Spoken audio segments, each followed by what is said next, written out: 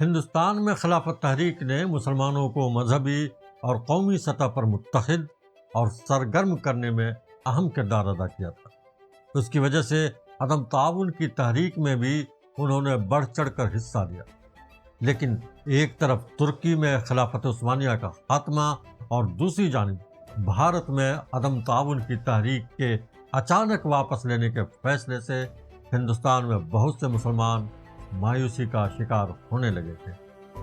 ایسے وقت میں مولانا ابوالکلام آزاد نے 29 دسمبر 1925 کو کانپور میں منعقدہ آل انڈیا خلافت کانفرنس سے خطاب کرتے ہوئے کہا تھا، جہاں تک مسلمانان ہند کی جماعتی زندگی کا تعلق ہے، 1920 کی ابتدا سے 1925 کا خاتمہ ہر اعتبار سے مختلف ہے۔ اگر انہیں دو مخالف سمتوں سے تعبیر کیا جائے تو مبالغہ نہ ہوگا۔ گزشتہ حرکات کا سب سے زیادہ نمایاں اور مؤثر پہلو یہ تھا کہ مسلمانوں میں متحدہ مقصد کے لیے متحدہ جد و جہد کی سرگرمی پیدا ہوئی۔ ان کی پراگندگی نظم و انضباط سے آشنا ہوئی۔ انہوں نے ہندوستان کے موجودہ دور میں پہلی مرتبہ مقصد، قوم، فرض اور ایثار کی راہ میں قدم اٹھایا۔ مختلف اسباب سے جن کی تشریح کا یہ موقع نہیں، وہ ملک کی سرگرمی میں اپنے برادران وطن سے بہت پیچھے تھے۔ اس حرکت نے مسلمانوں کے قدم بھی میدان جنگ کی طرف اٹھا دیے، لیکن موجودہ حالت بالکل اس سے متضاد ہے۔ گزشتہ حرکت جو پوری تیزی کے ساتھ جاری تھی اچانک رک گئی، اور اس کے صدمے سے ان کی جمعیت بھی بکھر گئی۔ اب نظم اور انضباط کی جگہ ہر طرف پراگندگی ہے، افکار پریشان ہیں، طبیعتیں غیر مطمئن ہیں، یقین اور اعتماد ہل گیا ہے، اور لوگ محسوس کر رہے ہیں کہ کوئی راستہ ان کے سامنے موجود نہیں۔ عام طور پر ملک میں غفلت و گمراہی کی جو آب و ہوا پیدا ہو گئی ہے، وہ خود بھی اس میں بہہ رہے ہیں، اور حالات کا قدرتی نتیجہ یہ ہے کہ اس سے الگ ہو کر اپنے فکر و دماغ کی درستی کی انہیں مہلت ہی نہیں ملتی۔ اگر فکر و اعتقاد کی کوئی قوی اور بالا تر روشنی موجود نہ ہو تو اس تاریکی کا لازمی نتیجہ سرگردانی اور حیرانی ہے۔ چنانچہ یہ سرگردانی ہر طرف دکھائی دے رہی۔ بہت سے لوگ کسی غیر معلوم اور غیر معین راہ کی جستجو میں ہیں۔ وہ کہتے ہیں کوئی نیا قدم اٹھانا چاہیے، لیکن کس طرف اور کس طرح، اس کا جواب خود انہیں معلوم نہیں۔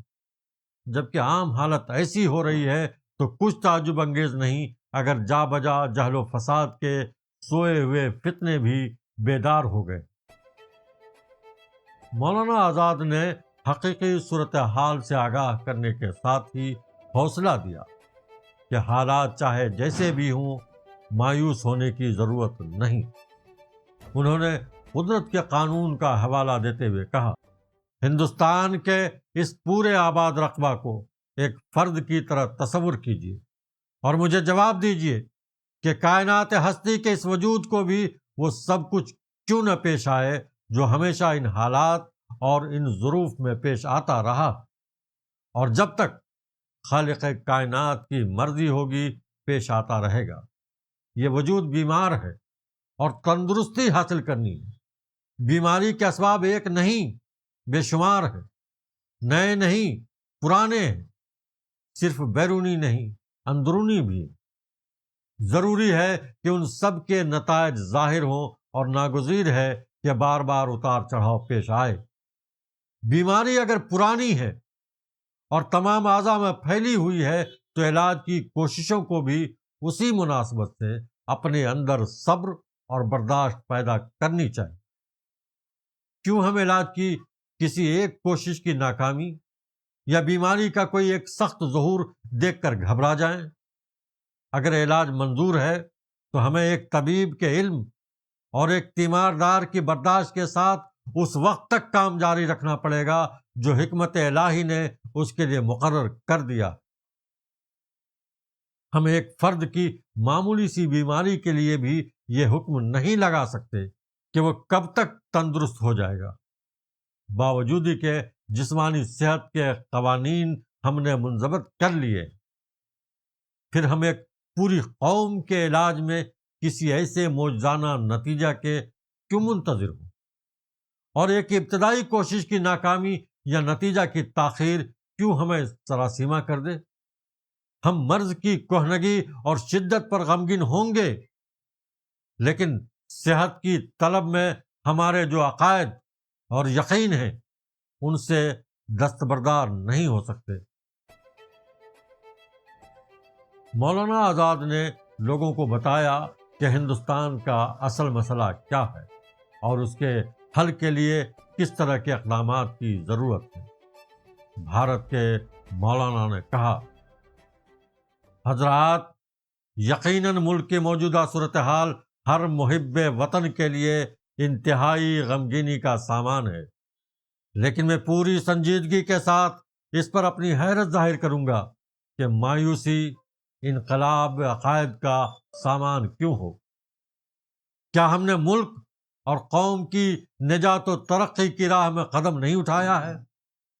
کیا کروڑوں انسانوں کے ذہن و عمل کے انقلاب کا عظیم و گران بار کام ہمیں درپیش نہیں؟ کیا مذہب، تاریخ، زبان، رسم و رواج، تہذیب اور معاشرت کے گہرے اختلافات اور جہل و غفلت کی بے شمار خرابیاں ہماری راہ میں حائل نہیں؟ کیا یہ حقیقت نہیں ہے کہ مرض صدیوں سے موجود ہے اور علاج کی عمر چند برسوں سے زائد نہیں؟ یہ چند برس بھی قومی زندگی کے لیے زیادہ سے زیادہ چند ایام ہیں۔ اگر ان صاف اور سادہ سوالات کا جواب اس بات میں ہے تو ضروری ہے کہ ہمارے سامنے اعتقاد، یقین اور علم کی روشنی موجود ہو۔ ہم نے ایک بے خبر اور ناآشنا آدمی کی طرح قدم نہ اٹھایا ہو جسے راہ کی ہر مشکل متحیر کر دیتی ہے اور ہر رکاوٹ پر وہ ہمت ہار کر بیٹھ رہتا ہے۔ حالات کی تبدیلی، کوششوں کی ناکامی، مشکلوں اور رکاوٹوں کی کثرت ہے تو ہماری کوششوں کی صورت اور مقدار میں بھی تبدیلی ہونی چاہیے، لیکن ہمارے عقائد اور اصول کیوں بدلیں؟ اگر ہندوستان کی نجات کی راہ میں غفلت و فساد نے نئی نئی رکاوٹیں پیدا کر دی ہیں تو اس کا نتیجہ یہ ہونا چاہیے کہ ہم اعتراف کر لیں کہ اب منزل زیادہ دور ہو گئی اور کام اس سے کہیں زیادہ ہے جس قدر ہم نے سمجھ رکھا تھا۔ لیکن یہ نتیجہ تو نہیں ہونا چاہیے کہ آزادی ہمارے لیے غیر ضروری ہو جائے، غلامی کی زندگی پر ہم قانع ہو جائیں اور اس کی پہلی شرط یعنی باہمی جنگ و پیکار کا فیصلہ کر لیں۔ علم اور روشنی کے ہر کام کی طرح ضروری ہے کہ اس راہ میں بھی ہمارے سامنے کچھ بنیادی اصول ہوں۔ اگر وہ موجود ہیں تو اصول میں تبدیلی نہیں ہو سکتی۔ مولانا آزاد نے اس کے ساتھ ہی مسلمانوں کو ہندوستان کی تحریک آزادی میں ایک بار پھر بڑھ چڑھ کر حصہ لینے کی ترغیب دیتے ہوئے کہا، آئیے اپنی طلب و سعی کا سفر از سر نو شروع کر دیں۔ ہمارا سفر قوموں اور ملکوں کا سفر ہے۔ ہمیں انسانی اولو العزمی اور فیروز مندی کی طرف جانا ہے۔ ہمیں اپنی گمگشتہ سعادت کا سراغ لگانا ہے۔ ہمیں اپنی راہ سے بے شمار رکاوٹیں دور کرنی ہیں۔